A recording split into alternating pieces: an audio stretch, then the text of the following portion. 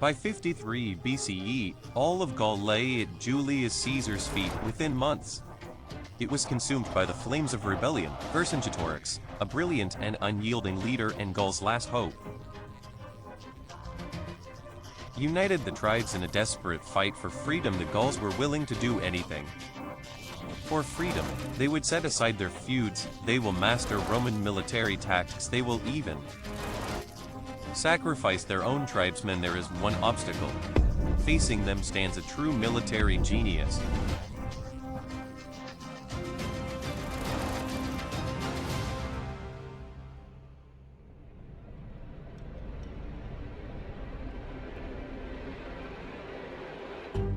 By the 7th year of the Gallic War, the renowned Gaius Julius Caesar prepared to execute yet another brilliant plan. The garrison of the besieged Gallic fortress Gergovia seems to have withdrawn.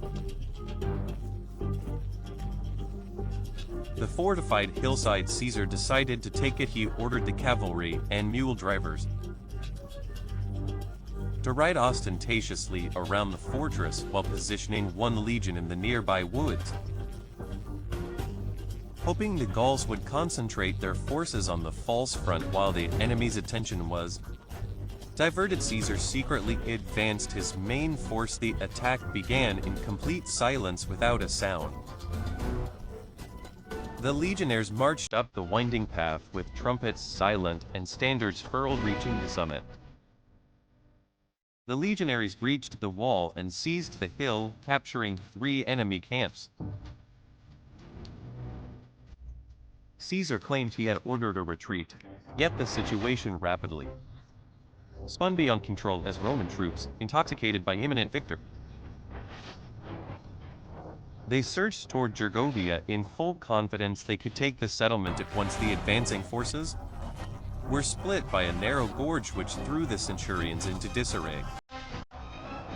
Arvernian chief Vercingetorix immediately launched a counterattack. At the same time, reinforcements from the Aedui arrived, only to be mistaken for enemy reinforcements. Panic swept through the already disorganized Roman forces. According to Caesar himself, 46 centurions and 700 legionaries perished in the retreat. Gergovia would become Caesar's first and only major defeat in the Gallic War.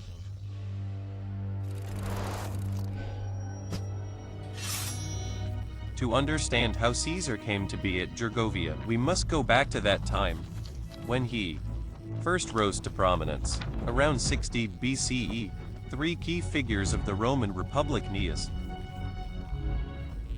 Pompey, Marcus Crassus, and Julius Caesar, formed an unofficial alliance that would become known as the First Triumvirate. Caesar paid a heavy price for it: years of lavish public games and widespread bribery left Caesar drowning in crushing debt. His Senate opponents watched his every move with growing hostility. Caesar craved military glory and wealth, and conquering Gaul promised both. As governor of Illyricum, Cisalpine, and Transalpine Gaul, Caesar held a prime strategic position for expansion, yet he needed a compelling pretext to launch war. Rome was destined to enter Gaul not as an aggressor, but as a defender.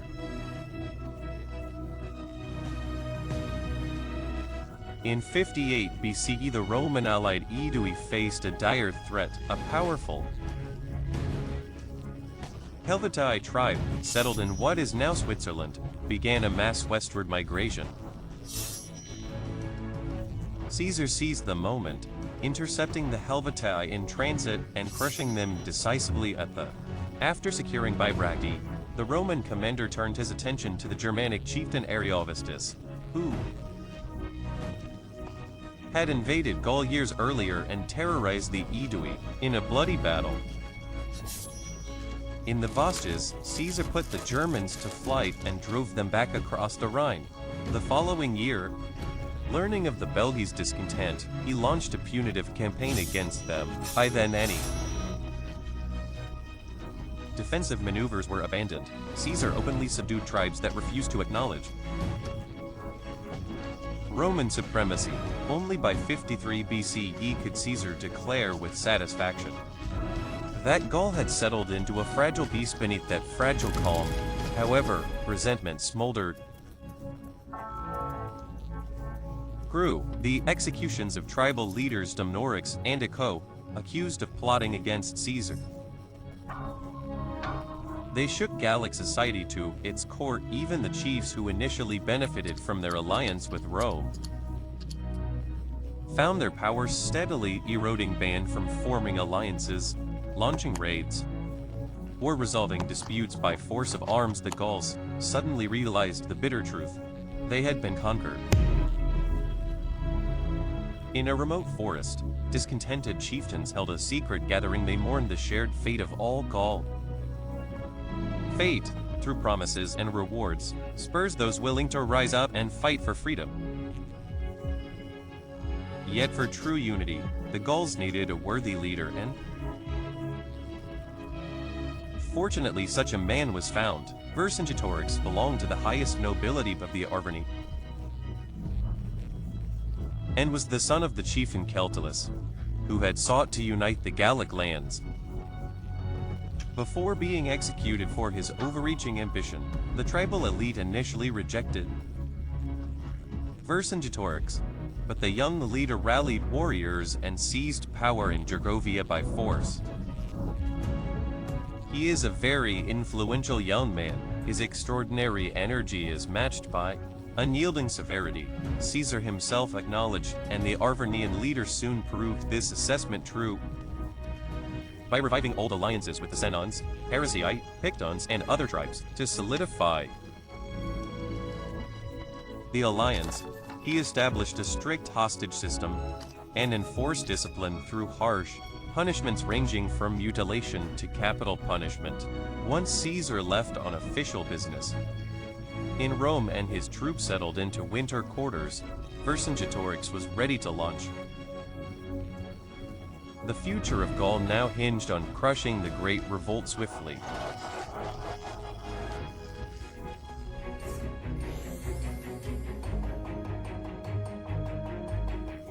The Carnutes sparked the uprising in Cenabum. They slaughtered Roman settlers without mercy. Not even Caesar's quartermaster. The news raced through Gaul's network faster than the setting sun, reaching Vercingetorix in Gergovia, the Arvernian warlord. He immediately launched an assault on the tribes allied with Rome, first devastating the lands of the Remi before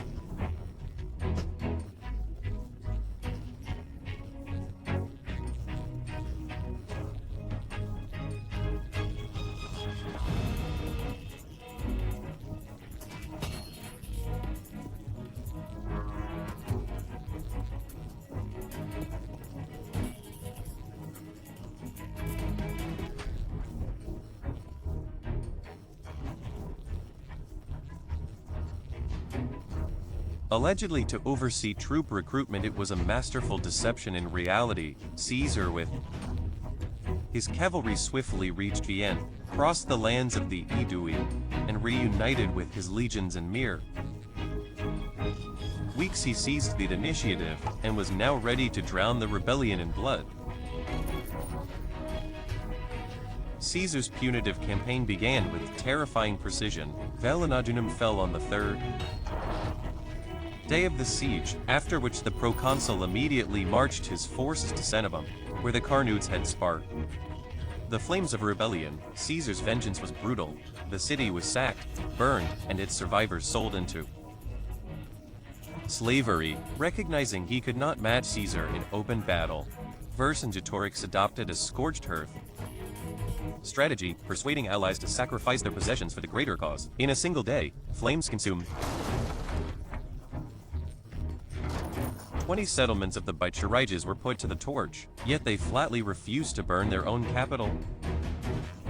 Avaricum. After a month-long siege, the city fell, and Caesar himself claims 40,000 inhabitants were put to the sword. Despite a string of setbacks, Vercingetorix's new strategy began to bear fruit. Moving south along the Alesia River, the Gallic chieftain destroyed every bridge and kept his forces on constant alert to block any crossing attempts, yet something was amiss. The Roman column still looked unchanged. Though the cohorts had noticeably thinned too late, the Gauls realized Caesar's ruse. He had left two legions behind, masking their absence while Vercingetorix unraveled the deception. Roman engineers had already secured the crossing, and Caesar's army crossed the river. The Gallic chieftain responded with a forced march, and, avoiding battle once more, entrenched himself in the capital of the Arverni Gergovia. The circumstances of the failed assault on Gergovia remain largely unclear. The issue lies in the fact that our only source on Rome's conquest of Gaul is Caesar's own commentaries on the Gallic War, a masterfully crafted piece of propaganda that extols his victories while downplaying his defeats. In his account, Caesar claims that by seizing the outlying hill near Gergovia, he supposedly achieved his goal and ordered a retreat. The soldiers failed to hear the trumpet call, which led to their defeat. This version raises doubt. Some historians argue Caesar himself gave the assault order, hardly surprising for someone so fond of risk. It would have been out of character for him to miss the chance to crush the rebellion with a single strike. Caesar made a grave miscalculation by allowing the rebellious Gauls to seize the initiative once more. The defeat at Gergovia triggered a mass defection of Rome's allies to the rebels. The heaviest blow came when the Aedui, Rome's chief allies and second only in power to Gaul, switched sides. Meanwhile, Vercingetorix restored order in his army and pursued the Roman column. Now that mighty Caesar had suffered defeat and was retreating, the Gallic chieftain hoped to strike a decisive blow against the Romans, either force them into battle with their baggage train or compel them to abandon their supplies in a desperate bid to break free from the trap. Finally, at a certain elevation, most likely the Mons Row in modern-day Burgundy, Vercingetorix trapped Caesar when the Roman column entered Mantubian territory only to be blocked by Gallic cavalry. The slopes of the hill held even more formidable cavalry reserves. The Gallic horsemen charged with unprecedented ferocity, expecting to easily overwhelm Rome's traditionally weak cavalry. Instead, they met Caesar's new ace-up-his-sleeve German mercenary horsemen. They had been hired just before the battle. In the valley, a fierce cavalry battle erupted, enabling the Roman infantry to form from marching order into battle line and protect the supply wagons at the center of the formation. Soon, Vercingetorix's fatal miscalculation became clear. He had left the Gallic infantry several kilometers away by the river, depriving his cavalry of support. Caesar, however, reinforced his cavalry with skirmishers and his German mercenaries, seizing the initiative, relentlessly drove the Gallic left flank up the slopes of Mount Ruhr. Panic spread through the Gallic ranks. What began as a retreat swiftly turned to rout. The Gallic infantry, Caesar's infantry, instead of supporting the fleeing cavalry, also broke ranks in disarray. Caesar's infantry, instead of supporting the fleeing cavalry, also broke ranks in disarray. Vercingetorix was forced to rally the remnants of his army and retreat to the nearest fortress. That fortress was Alesia, a modest settlement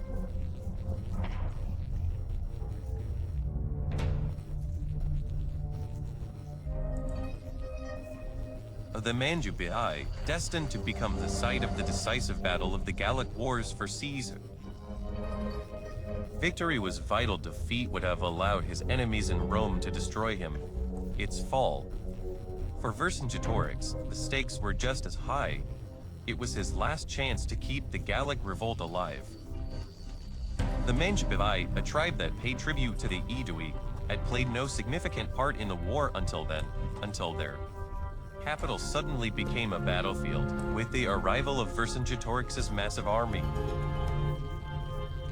According to Caesar, the force numbered 80,000 infantry and 12,000 cavalry. The city fell entirely under military control. Caesar commanded a smaller but professional force of 10 to 12 legions. Roughly 27,000 Roman legionaries and an equal number of auxiliaries, totaling up to 50,000 warriors. Alesia stood as a classic example of an oppidum, a Celtic hilltop settlement. Surrounded by walls, the city itself sat on the western slope of the massif, while the army of Vercingetorix hastily set up camp on the eastern side. The seasoned commander's eye immediately grasped the terrain's decisive features too. The rivers Ouse and Oswin separated Alesia from the surrounding hills to the west, where the rivers meet the Brent. The triangular plain of Lom stretched out a perfect arena for cavalry skirmishes. Gallic reinforcements from the hills to the southwest could arrive, should any be gathered. A direct assault on Alesia was out of the question. The fortifications and garrison were far too strong.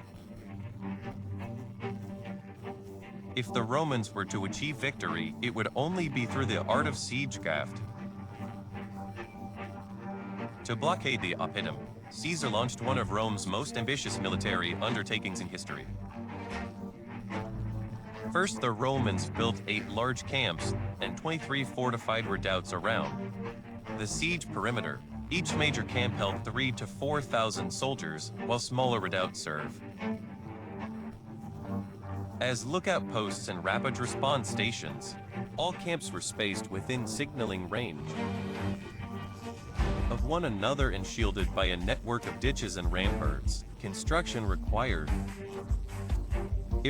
massive logistical efforts. Wagons continuously brought provisions and supplies, while guarded foraging parties ventured farther from the siege lines in search of provisions. Once the camps were built, Caesar ordered the construction of an extensive system of double fortifications, an inner wall around Alesia as circumvallation, and an outer one a contravallation to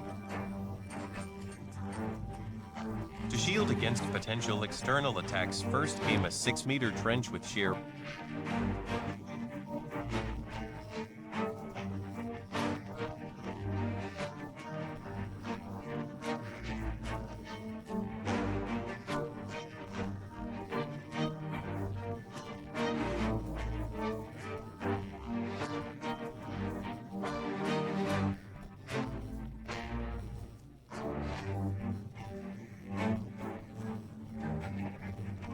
walls where terrain allowed. The trenches diverted river water. Next rose a fortified rampart up to 4 meters high, topped with fighting platforms and numerous wooden towers. The total length of the fortifications measured 37 kilometers, 16 on the inner side and 21 on the outer. According to reconstruction experts, to build just 300 meters of rampart, 300 legionaries had to work 10 consecutive days. Once Caesar's plan became clear, Vercingetorix tried to disrupt the construction by launching an assault with his 12,000-strong cavalry. Caesar's allied horsemen immediately engaged, falling back under the pressure. The Gauls overwhelmed them with superior numbers. Once again, the outcome was decided by the Germanic cavalry. The Gauls found an effective counter to them before, nor did they now. The mercenaries' assault shattered the Gallic cavalry's ranks, sending the panicked horde fleeing toward the gates of Alesia. The Gaul retreat soon turned tragic. The narrow gates, suitable for normal passage, became a deadly trap as thousands of horsemen struggled to squeeze through. At once, some, unable to break free, abandoned their horses and scrambled up the walls. Meanwhile, Caesar ordered the nearest legions to feign readiness for an assault. Vercingetorix, witnessing this, ordered the gates shut, dooming his own horsemen to perish beneath. The Germanic mercenaries seized the moment, mercilessly cutting down the trapped Gauls. With the Gallic cavalry disabled and the Roman siege works nearing completion, Vercingetorix had no choice but to take a final, desperate measure. To prevent total blockade of Alesia under cover of night, Vercingetorix sent all his cavalry out of the fortress. Each was ordered to return to their tribes and rally. All who could bear arms to the fight. Any delay, Vercingetorix stressed, would do not only the garrison trap in Alesia, but Gaul's very independence. There was no time to hesitate. Supplies in the fortress would last barely a month. Caesar soon learned. He learned of it from deserters, but did not obstruct the cavalry's retreat. Instead, he accelerated construction of fortifications, knowing soon he would face not only the besieged garrison, but also a vast relieving force now that Vercingetorix was trapped within. Alesia, the fate of Gaul rested on the tribe's ability to raise an army and break the siege. In the city, they abandoned mass mobilization in favor of a quota system. Major tribes, the Aedui and the Arverni, each had to field 35,000 warriors. Meanwhile, smaller tribes like the Roricii and the Boii contributed just 2,000 each. Command of the host was assumed by Camillus of the Atrebates, a former Roman ally and cousin to Vercingetorix. Vercingetorix. According to Caesar, the Gauls assembled 240,000 infantry and 8,000 cavalry. The infantry figures appear far less credible than the cavalry numbers. Meanwhile, the situation in Alesia grew increasingly desperate. Their 30-day food supply was running out. Vercingetorix called a war council. During the council, the esteemed Arvernian elder Critignatus delivered a fiery speech proposing to sustain the warriors by consuming the flesh of those too weak to fight. Vercingetorix rejected cannibalism, but adopted another, equally harsh measure to preserve the food supply. By expelling all non-combatants from the city, including the Mandubii who had opened the gates to them. Caesar, however, he reasoned coldly that seeing their suffering would break the defenders' morale, and refused to let the refugees pass through his lines. The Roman commander never thought of them again. Meanwhile, as the exiled inhabitants suffered in the no-man's land, the long-awaited Gallic reinforcements finally reached Alesia. The Gallic cavalry spread across the plain of the Lom. Their vast infantry took the high ground behind, a sight that bolstered the besieged defenders. Soon a fierce clash erupted between Roman and Gallic cavalry. Where the Gauls initially gained the upper hand, their archers interspersed among the horsemen, striking down Roman horsemen with precision. Yet Caesar's German mercenaries once again proved their superiority, their crushing assault sending the weary Gauls fleeing. After their initial setback, the Gauls quickly prepared for the assault, hastily crafting wicker, shields, ladders, and grappling hooks. They planned to strike under cover of night. Darkness would conceal their approach and strip the Romans of their missile advantage. Caesar had anticipated this as well, in the weeks prior. Roman engineers had turned the approaches to Alesia into a deadly maze. Everywhere. In front of the fortification stood grave stakes, sharpened poles jutting from the ground. Lilies were dug. Concealed pits lined with stakes behind them were planted goads, iron spikes. Designed to maim any attackers who broke through, it was an ancient equivalent of a minefield. Under cover of night, the Gauls launched their first assault on the ramparts, unleashing a barrage.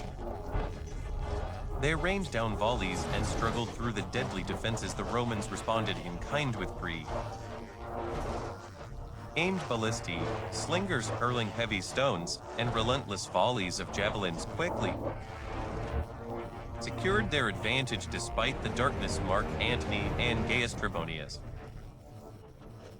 those commanding the most critical sectors, continuously rotated exhausted troops with fresh reserves from quieter sectors to maintain defensive strength. Despite losses, Vercingetorix's attack from the opposite flank failed completely. His warriors spent hours filling the first trench line. But when they finally prepared to assault, the frontal attack collapsed. After the bold but failed assault, the Gallic commanders sought a weak point in.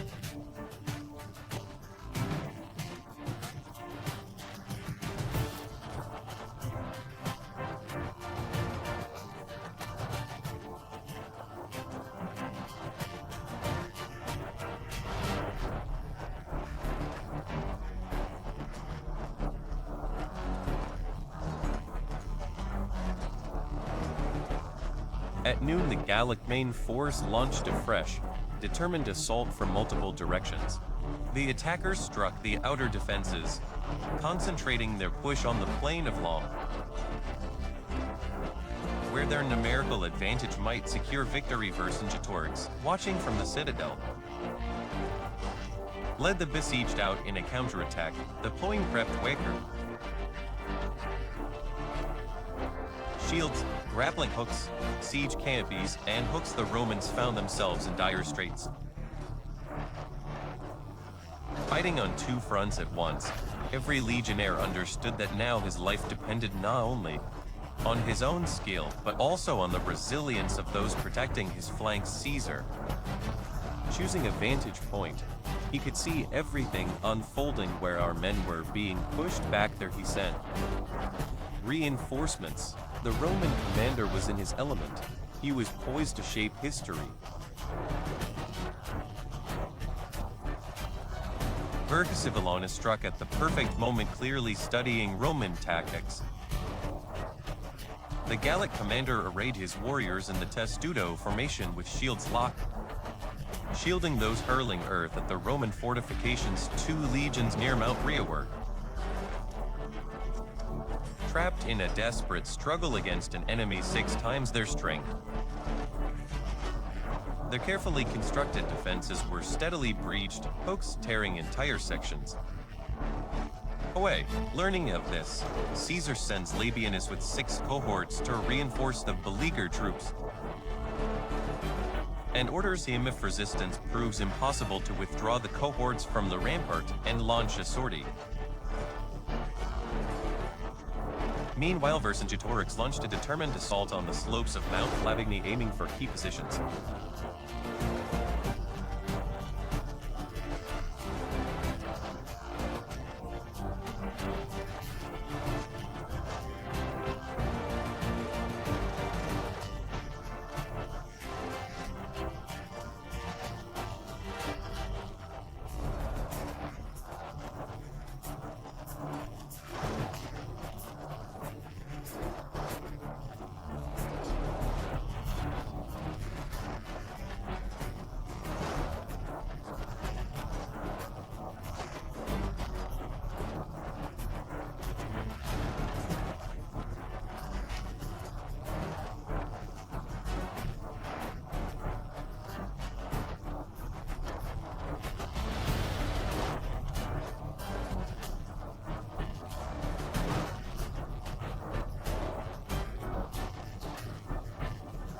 break the siege and relieve Alesia, Caesar rushes to the position he had ordered Labienus to hold,